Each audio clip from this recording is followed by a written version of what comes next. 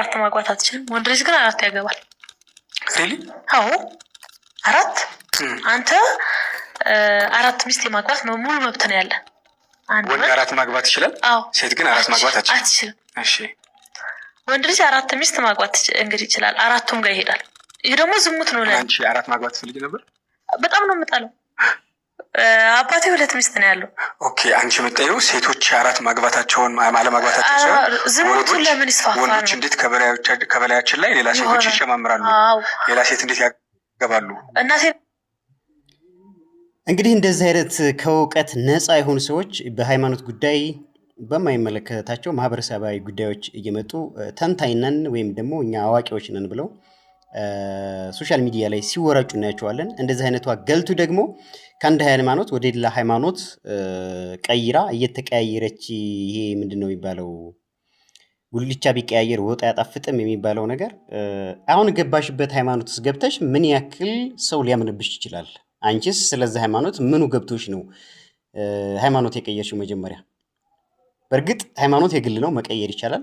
የፈለግሽውን መቀያየር ትችያለሽ። እድሜ ልክሽን እየቀያየርሽ ትችያለሽ። በዓለም ላይ ያሉ ሃይማኖቶችን እንትን እያልሽ፣ ነገር ግን የነበርሽበትን ሃይማኖት ደግሞ ማልጠላላት ነውር ነው። እያንዳንዱ ሃይማኖት የራሱ ድንጋጌዎች አሉት፣ የራሱ ደንቦች አሉት። ለምሳሌ አንቺ እያጠራለሽ ያለሽው ስለ እስልምና ሃይማኖት አንድ ወንድ እስከ 4 ወይም ደግሞ 3 ሴት ማግባት ይችላል ሲባል ምክንያቶች አሉት እያንዳንዱ ነገር ማለት ነው። ዝም ብሎ 3 ሴት 4 ሴት የሚሰበስብበትን አይደለም የተፈቀደው፣ ወይም ደግሞ አንቺ ባልሽው ዝሙት እንዲስፋፋ አይደለም። አንዱ ምክንያት ዝሙትን መቀነስ ነው። ነገር ግን አንቺ በተረደሽበት አንግል እስልምና ሃይማኖት 3-4 ሴት ማግባት መፍቀዱ ወይም ደግሞ ማስተንፈሻ መስጠቱ ዝሙት አይደለም፣ ምክንያት አለው። ዝም ብሎ ሴትን አንድ እስልምና ሃይማኖት ተከታይ ወንድ ሴቶች 3 ሴቶችን አንድ ቤት ወይም ደግሞ 4 ሴቶችን አንድ ቤት አድርጎ እንዳንጫጫ ወይም ደግሞ እንደፈለገ እንዲሞላቀቅባቸው አይደለም። ያንዷን ሐቅ መጀመሪያ ካልተሟላ ሁለተኛ ሶስተኛ ማግባት አይፈቀድበትም። ምን እንዲያገባም የሚፈቀድባቸው ምክንያቶች አሉ። ያለ ምክንያት ምንም አይነት ነገር የሚደረግ ነገር የለም። ስለዚህ ሁሉንም ነገር ስንናገር በእውቀት ብናረጋው፣ ዝም ብለን እንደው የሶሻል ሚዲያ ወይም ደግሞ የሚጋብዘን አካል ብቻ ስላገኘን የምንፈልገውን ወሬ የምንራጭ የምንዘረግፍ ከሆነ እጅግ በጣም ነውር ነው። በነገራችን ላይ ሎዛ ሚዲያ እንደዚህ አይነት ሃይማኖት የሚተቹ ወይም ደግሞ እሷ ከእስልምና ወደ ክርስትና እምነት ምናልባት ስለመጣች ወይም ደግሞ መታለች ተብላ እየተናገረች ያለችውን እንደዚህ አይነቷን ባለጌ መጋበዝህ እጅግ በጣም አንተ ራስህ የፕሮግራምህን ወይም ደግሞ የቻናልህን ውርደት ዝቅጠት ነው የሚያሳየው። ይሲ ማንም ሃይማኖት የሌላን ሰው ሃይማኖት አንቋሹ አይልም፣ ተሳደቡ አይልም። ሰው 3-4 ሴት እንዲያገባ እስልምና ሃይማኖት የሚፈቀድባቸው ምክንያቶች አሉ። ምክንያቶቹን ካላሟላ ዝሙት ሊሆን ይችላል። ነገር ግን የሚያገባቸውን ሚስቶች ሐቅ የሚወጣ ከሆነና የእነሱን ፍላጎት የሚያሟላ ከሆነ የሚፈቅድበት መንገድ አለ። ይሄ ደግሞ ዝሙትን ማስፋፋት ሳይሆን ዝሙትን መቀነስ ነው። እስኪ ለማንኛውም ቀጣይ የምትለውን እንስማና እንመለሳለን። አባቴ ሁለተኛ ሚስት ናት። እሺ አባቴ ሌላ ሚስት አለው። እሺ በአፋር ባህል አክሱማ የሚባል ነገር አለ። ያክስተ ልጅ ነው የሚደሩት። በእስልምና እምነት ያጎቴ ልጅ ማግባት ይፈቀድልኛል አይደል? የአባቴን የእህቱ ልጅ ወይም የእናቴን የወንድሟ ልጅ ማግባት ይችላል። ዝምድናው እዛ ጋር ያበቃል። ወደ ቤተክርስቲያን ስትመጣ ግን 7 ትውልድ የመቁጠር ግዴታ አለበት። ማጋባት አትችልም። ይሄኛው ግን ያጎቴ ልጅ ያገባሁት ማለት ወንድምነቱ ረከሰ። ከወንድምነቱ ይልቅ የኛው ስጋዊ ነገር ያለ ስለዚህ ላይ ዘመድ ይገባል። ከዛ ላይ ደግሞ አንድ ወንድ 4 ሴት ያገባል። ከአራቱም ይወልዳል። እንግዲህ አስበው፣ ዝሙት ኃጢአት ነው የሚለው እምነት ያ ነው። ሴት ልጅና ወንድ ሰላም እንዳይባባል እንኳን ያገደው እሱ ነው።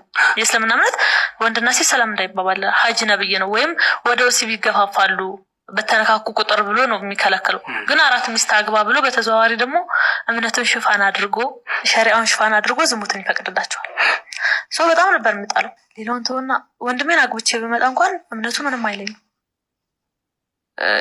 እኔ የትኛው ቃልቻ ወይም የትኛው ቃዲ እንደሚያስራቸው አላውቅም። የእህትማማች ልጆች የወንድማማች ልጆች ሲጋቡ ሸሪዓው ይፈቅዳል ነው የሚለው። ሰው ሐላል ነው። እኔ ይሄ ነገር በጣም ነው የምጣለው። ስለ ውርስ በነገራችን ላይ ምንም አይነት ነገር በግላችን መጥላት እንችላለን። ነገር ግን የማህበረሰብን እምነትና የማህበረሰብን አኗኗር ደግሞ መተቸት በእንዲያንቺ አይነት ቆሻሻ እጅግ በጣም ነውር ነው፣ እውቀቱ ሳይኖርሽ ማለት ነው። አሁን እኮ ምናልባት ከእስልምና እምነት ነው የወጣሁት ብለሻል። ኦፍኮርስ ልትወጥ ትችያለሽ። የወጣሽው ግን አንብበሽ ሌላው ሃይማኖት ገብቶሽ አይደለም፣ ተመራምረሽ አይደለም፣ ወይም ደግሞ አሁን ያለሽበት የመጣሽበት ሃይማኖት በደንብ ጠልቆልሽ አይደለም፣ ጠልቆ ገብቶሽ አይደለም። ያው በአሁኑ ሰዓት እጅግ በጣም ከአውሮፓውያን በተለየ የሚመጡ ከገንዘብ ጋር እጅግ በጣም ቁርኝት ያላቸው ሃይማኖቶች እንዳሉ ይታወቃል። ጭፈራ ቤቶች በቀላሉ ማለት ይቻላል። ይሄ በደካማ ጎኑ የኢትዮጵያን ሕዝብ ሲገቡበት፣ ደካማ ጎን በገንዘብ ሲገቡበት በወር ደመወዝ ይከፈላል፣ ዱቄት ዘይት ሳይቀር ይከፋፈላል። ያንን ጥቅም ለማግኘት አብዛኛው ሰው ወደዛ እየገባ ነው።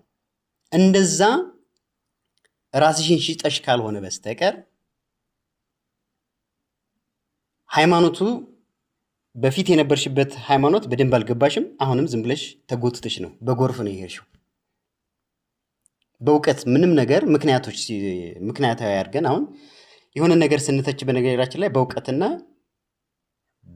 በመረጃ በማስረጃ ብናደርግ አሁን ዝም ብለን እንደዚህ ነው እንደዚህ ይላል፣ ያጎትህ ልጅ አግባ ይላል፣ ያክስትህ ልጅ አግባ ይላል። ምክንያት አለው እሱ ራሱ። ለምንድን ነው አግባ የተባለው? በክርስትና እምነት 7 ትውልድ ለምንድን ነው ቁጥር የተባለው? ምክንያት አለው የራሱ። በዚህ የቁርአን አንቀጽ ወይ ደግሞ በዚህ በመጽሐፍ ቅዱስ ምናምን በሚባለውም በተመሳሳይ መልኩ ማለት ነው። እና የሆነ ነገር ስንተች ዞሮ ከእውቀት ነፃ ሁነን ምንም ነገር መተቸት ፕሊዝ ይቅርብን ነው። አሁን አንቺ ስለ እስልምና እምነት ይሄን ያክል አጥላላሽ አላልጠላላሽ we don't care about that ማንም ላንቺ ጉዳይ አይደለም። ምክንያቱም ይሄ ተራ የመንደር አይነቱ የቡና ጠጡ ወግ ስለሆነ በጣም የወረደ አይነት ወግ ስለሆነ ምንም አይነት መረጃ የሌለው የግምት ከእውቀት ነፃ የሆነ ነገር ስለሆነ ምንም ሊደንቀና አይገባም። ምናልባትም እስልምና ሃይማኖት ውስጥ ነበርሽበት ስምሽ ተለጥፎ እንደሚታየው የቀድሞው እስልምና ምናምን ተከታይ ስለሚል ምንም ነገር ስለ እስልምና እምነት ቅንጣት ነገር አታውቂም። ቅንጣት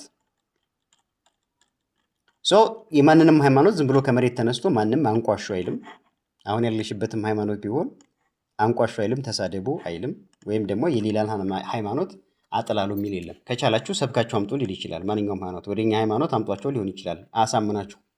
እንደዚህም ብሎ በግድንግዱ ሸት ግን በግምት ወሬ ሌላን ሃይማኖት ማጥላላት ነውር ነው። ለማንኛውም ማለት እንፈልጋለን እኛ ሲነሳ ሴት ልጅ አንድ እጅ ነው ታገኝ የሚለው ወይም በፐርሰንት ስንሰራ 25%፣ ወንድ ልጅ 75%። ለምን? እኔም ጥያቄ እሱ ነው። ለምን ወንድ የበላይ ነው በእምነቱ? አምላክ በጾታ ለይቶ ያወዳድረናል ማለት ነው። እኔ ጥያቄ እሱ ነው። ሴት ልጅ ታንሳለች ወንድ የበላይ ነው ካለ በእምነቱ በጾታችን ደረጃም እያወዳደረን ነው። ሌላውን ተውና ረሱል እንኳን ይላሉ አባቶች ተስተምሩ ነብዩ መሐመድ እንኳን ነገ በብዛት ጀሃነም ላይ የሚገኙት ሴቶች ናቸው ነው የተባለው። ሲኦል የት ላይ በሐዲስ ሲያስተምሩ አባቶች ነብዩ መሐመድ እንደዚህ ብሎ ተናግረዋል። ሴቶች ጀሃነምን ይሞሏታል፣ ይበዛሉ። ወንዶቹ የት ነው የሚሄዱት? በየትኛው ጽድቅ ስራቸው እነሱ ገነት ገብተው ሴት ልጅ ለምን ሲኦል ትገባለች? ይሄ ሁሉ የኔ ጥያቄ ነበር። የሚመልስ አባት የለም። እንደውም ኩፍር ላይ ወድቀሻል። የሚመልስ አባት ካላገኘሽ የሚመልስልሽን አባት አይደለም መፈለግ ያለብሽ። ስለ ሃይማኖቱ የተጻፉ የተለያዩ መመሪያዎች አሉ፣ ድንጋጌዎች አሉ። የሃይማኖት አባቶች የሚሰብኩት እኮ በነገራችን ላይ ከተጻፈላቸው ወይም ደግሞ ከተቀመጠው የቁርአን ዋናው ራስ ቅሉ ምንድነው? ቁርአን ነው። ቁርአንን አንብበሽ መረዳት ትችላለሽ እንጂ ሰፈርሽ ላይ ያለ የሆነ አንድ የሃይማኖት አባት አልነገረኝም ብለሽ እንደዚህ ብሎ ምናምን ነገር የምትቀባጥሪው ነገር የሚሆን ነገር አይደለም። ራስሽ መፈለግ ትችላለሽ። ራስሽ ስለ ሃይማኖቱ ማንበብ ትችላለሽ፣ መቆፈር ትችላለሽ።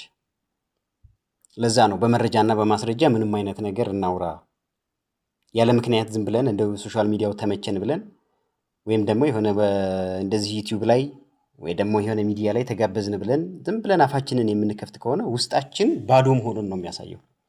ድጋሚ ሻሃዳሽ እንደዚህ ነው እስቲግፋር አድርጊ ምናምን ከመባል የተነሳ ምንም ነገር አይመልሱልም። በእስልምና እምነት ሴት ልጅ ላይ የሚያደርሰው ተጽዕኖ በጣም ነው የሚገርመው።